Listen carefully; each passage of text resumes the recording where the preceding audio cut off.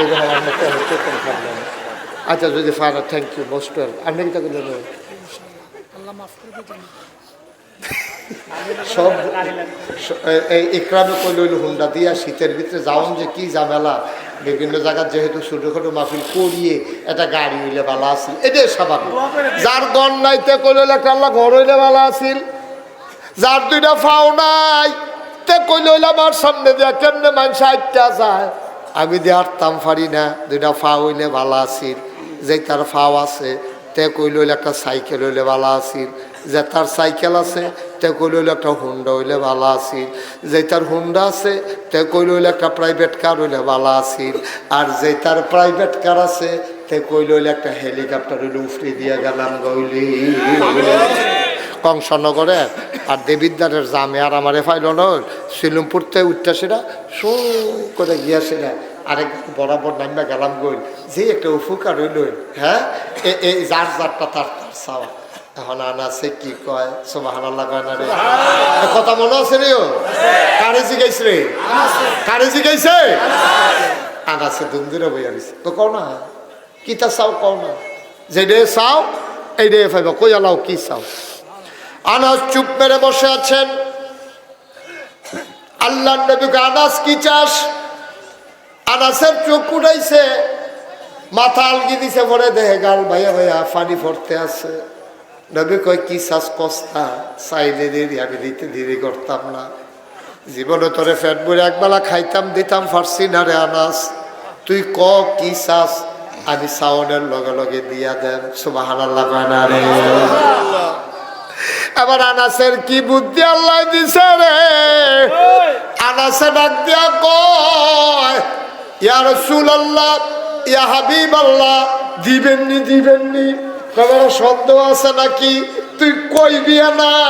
কয় তইলে দিতে না যখন চান, দুনিয়ায় 10 বছর খেদমত করছি, আইমত জানা খেদমত কইরা যদি আপনি আমি যা চাই তা দেন, জান্নাতের ভেতরও আপনি আমারে খাদেম বানায়া, জান্নাতের ভিতর আমি খাদেম হইতে চাই। নবীজিও কান্দে, আনাসেও কান্দে। নবীজিকে আনাস রে তোরা তো বুদ্ধি হইছে কবে রে, তুই যদি সাংঘাতিক বুদ্ধিমান হইয়া গেছ, তোরা তো বুদ্ধি হইলো কেমনে? তুই বড় জান্নাতটাও চাইলি না, জাহান্নাম থেকেও বাঁচতে চাইলি না, কিন্তু কায়দা করে এমন একটা চাওয়া চাইছ, দুনিয়ার ভিতরে সবচেয়ে দামি জান্নাতটা পাইয়া লাইছ। কারণ যদি তোরে আমি খাদেম হিসেবে কবুল করি, দোয়া করি, তাহলে আমি নবী যেই জান্নাত থাম, আমার খাদেম দোহে জান্নাতে থাকবো। সুবহানাল্লাহ। তুই তো বড় জান্নাতরা চাইছত, তা তুই চাইছত নরম কইরা, চাইয়ালাইছত বড় জিনিসটা। যা যা যা, তোর দরখাস্ত কবুল।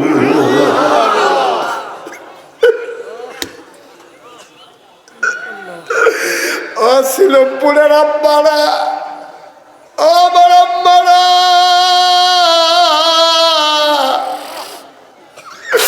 এই দুনিয়া থাকার জায়গা না,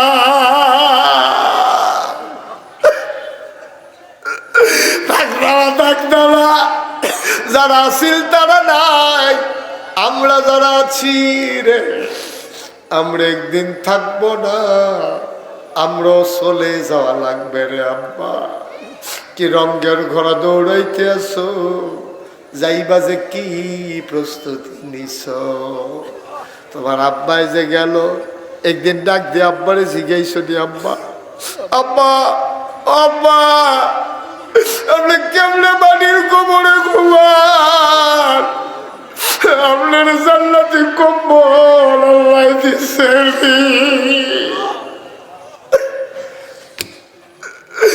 একদিন দিছি গাইলি না, আপনার কোমরের ভিতরে কি খান আব্বা? কি আপনারে খাওয়ায়? কি কেমনে ঘুমান? জান্নাতি কম্বল টম্বল আল্লাহ দিছেনি, কিচ্ছু জিগাইলি না রে ভাই। কি রঙের গোড়া দৌড়াইতে আসো? আব্বাজার নাই, আম্মাজার নাই, আজকে কবরের সামনে গিয়া দাঁড়াইবা, আর যাদের আব্বা আছে আম্মা আছে মাহফিল শেষ করে মার ফাউডির কাছে গিয়া বইবি, আচ্ছা দিয়া ধইরা দুইটা ফোড়া চোখের পানি মার ফাউডির ভিতরে ফালাই দিবি, ডাক দিয়া কইবি আম্মা নাগাইশের হুজুরে কইয়া গেছে গো আম্মা তোমারে কষ্ট দিয়া বলে জান্নাত পাওয়া যাবে না, যাবে না, তুমি আমারে মাফ কইরা দাও। দরকার আছে নাকি না? মায়েরে যারা কষ্ট দিছ, বাপেরে যারা কষ্ট দিছ, আজ গিয়া ভাবসাইয়া লাইও, আজ গিয়া ভাবসাইয়া লাইস। আমি তো সব সময় কই, সব মাহফিল গেলে কই, বউ মারা গেলে বিয়া করলে আবার বউ হয়, মা মারা গেলে আর মা পাওয়া যায় না। বউ মারা গেলে বউ পাওয়া যায়, মা মারা গেলে বাপে আবার বিয়ে করলে সৎ মা হয়, মা হয় না। সবাই মিলে আমরা একটু তওবা করা দরকার আছে নি? সবাই একটু নামাজের মতো বসে। তোমরা যারা দাঁড়াই রইছ উঠো না, দাঁড়াই থাকো, বসার তো জায়গা নাই, একটু কষ্ট করে দাও। আমার যারা কলিজার টুকরা, কলিজার টুকরা নামাজের মতো কোথায়? আগামী 13 তারিখ মুসাকারা আমি আসবো, বাদ মাগরিব মুসাকারা দরবার, আমার আদরের আমার কলিজার টুকরা আবু বকর সিদ্দিক, তার এখানে আসবো আগামী 13 তারিখ বাদ মাগরিব ইনশাল্লাহ 13 তারিখ থাকবো। আমাদের একরামও থাকবে আর অন্যান্যরা থাকবে ইনশাআল্লাহ। আর নাগাইশের মাহফিল জানুয়ারি মাসের 17 তারিখ। কয় তারিখ? আপনারা একরামের সাথে কথা বললে কিভাবে যাবেন, প্রয়োজনে কয়েকটা গাড়ি যদি ঠিক করে ফেলেন তাহলে একসাথে যাইতে সহজ হবে। অনেক বড় বড় বক্তারা আসতেছেন, আবার সাদিকুর রহমান ফুরফুরার ফিরসা হুজুর আসবে, তারপরে সাদিকুর রহমান আজহারি, আবু নসর আশরাফি, তারপরে আপনার আবুল কাসেম সরকার, নাইমুর রহমান, ইয়াসিন আহমদ ফারুকি, তারপরে আপনার গোলাম জিলানী পাণ্ডুগড়ের পীর সাহেব, অনেক বড় বক্তা, সোনাকান্দা পীর সাহেবের ছোট ভাই হুসাইন আহমদ হানাফি, আর আমরা দরবারের যারা আছে তারা তো থাকবই ইনশাল্লাহ। সবাই যাবেন জানুয়ারি মাসের কয় তারিখ? সামনের শুক্রবার, পরের শুক্রবার। সবার দাওয়াত পাইছেন সবাই ইনশাআল্লাহ। সারা রাতের মাহফিল, আপনারা যাবেন, আল্লাহ যেন কবুল করে সবাই কোনা হবে। তো যেই কথাটুকুন বলতেছিলাম, আমরা এখন কিন্তু তওবা করা বইছেন সকলে নামাজের মতো। তুমি নামাজের মতো বইতে পারো না, হুননি আমি কি তা কই, হুননি সবাই পড়েন আউযু বিল্লাহি মিনাশ শাইতানির রাজিম, বিসমিল্লাহির রহমানির রহিম। ও মাহফিল কি আমার পরে শেষ না, আরো বক্তা আছে? এটা জানেননি আপনারা? সাইয়ান আপনি বাইক গিয়া করে আই ফেললাম কি না, আছে বক্তা আছে, একরাম আরো ওয়াজ করবো। মাওলানা নাইমুর রহমান সাহেব, এই দৌলতপুরের পীর সাহেব হুজুর, উনি ইনশাল্লাহ আয়সা করছেন, উনি ওয়াজ করবেন, নামাজের পরপরই ওয়াজ করবেন। একটা লোকও যাইয়েন না, আল্লাহ যেন হেফাজত করে সবাই করা হবে। খুব মনোযোগের সাথে ওয়াজ শুনা তারপরে যাবেন ইনশাল্লাহ।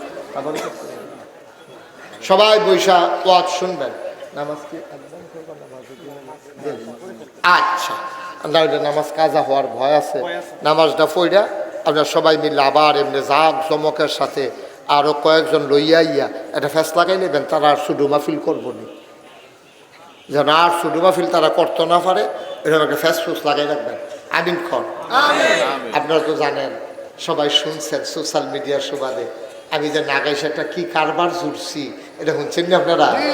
বুঝা লইছে কি তাই? হ্যাঁ মাশাআল্লাহ, সচেতন শ্রোতা, মারহাবা কর। চিন্তা করলাম, আচ্ছা আমি এটা চিন্তা না করলেও পারতাম, চিন্তা করলাম কে রে, চিন্তা করে দেখলাম বাসাম কয় বছর। মুস্তাক ফৈজি এই যে ডিসেম্বরের 31 তারিখ 34 বছর হয়েছে ইকরাম। গত বছর ছিল যে 33 বছর হওয়া যায়, এই ডিসেম্বরের 31 তারিখে 34 বছর হয়ে গেছে। আজকে 34 বছর 60 দিন চলতে আছে ওয়াজের বয়। মারহাবা কর না কেন? আমি চিন্তা করলাম আমার বাসাম কয় বছর, আহা কোন দিন মরে যাই গে রে, ওয়াজ দেওয়ার কম করলাম, সিলমপুরে তো কতবার আইলাম, তারপরে জাকির ভাইয়ের বাসাত কতবার গেলাম, ইকরামরা বাইত কয়বার গেলাম, ইকরামের বাইত গিয়া কি থাকা হয়েছে, এই ব্যাপারে তো আমার ওয়াজও আছে কেন। হ্যাঁ মারহাবা কর না কেন? আমি তখন চিন্তা করলাম যে আল্লাহ যেহেতু একটু পরিচয় দিছ, একটু কথা বলার ক্ষমতা দিছ, কারবার একটা গড়াই নেই, তখন নিয়ত করলাম একটা বড় কইরা সুন্দর কইরা মসজিদ হগলে করে, মসজিদও করাম লগে হাসপাতালও করাম। মার হাবা কথা না, যেন গরিব মানুষের যেন চিকিৎসা পাইয়া যায় এই নিয়ত কইরা চিন্তা করলাম মসজিদ হইব, হাসপাতাল হইব, নিচতলায় হাসপাতাল, দোতলায় মসজিদ। আমি ইঞ্জিনিয়াররা জিগাইলাম এই মসজিদটা কতজনের নামাজ পড়তে পারবো? ওই হুজুর 6000। আল্লাহ আসতে না করবেন সুবহানাল্লাহ। কয় হাজার? 6000 লোক একটা মসজিদে নামাজ পড়বো। আপনি এটা কিতা মনে করছেন? এটা নিচতলাত আবার হাসপাতাল না বেড়াইয়া মার হাবা কর না কেন? আমি কইলাম এতান দিরে তোরা যা তোরা মসজিদ আঁকছ, আমি গরিব মানুষ, আমি ফারাম নিয়ে কিতা করতাম? হুজুর সাহস করে নামেন। তখন একটা নিয়ত করলাম যে আল্লাহ সকালবেলায় কমালা মরে যাই এটা নিজে অনেক খেলাইছে আর কাটাকাটি যাইতাম না। নিয়ত করলাম 1 বছরে আমি মুশতাক ফয়েজি মাহফিল করে যত টাকা হাদিয়া পাই পুরো 1 বছরের হাদিয়া আমার মসজিদ আমি দান করে দেবো। আমি থুবাইয়া থাবাইয়া খরচ টরচ বাদ দিয়া 1 বছরে থুবাইতাম পারছি 25 লাখ। কয় লাখ? 25 লাখটা এক মুঠে দিয়া আপনারা থেকে চিন্তা করতেছেন হুজুরে কেমনে দিল। আমার কি ফরান ফুটছে না মনে করছে? আমার ফরান ফুটছে না, আমার যেই ফরান ফুটছে 25টা লাখ খাইয়া না শুইয়া না। নিয়ত যে করে লাইলা অন্ত না দিয়েও পারতাছি না, আফসুস করো যে জিব্বা কাপড় থেকে একটা যাবো নিয়ত করে লাইছি না। 25 লাখ টাকা থুবাইয়া মসজিদ দিয়া এরপরে কাম সুবহানাল্লাহ কানা দাও, এরপরে মসজিদের কাম শুরু করছি। আল্লাহর খাস মেহরবানি জুন মাসের 1 তারিখ আমরা মসজিদের 1 তালার ছাদ হয়েছে।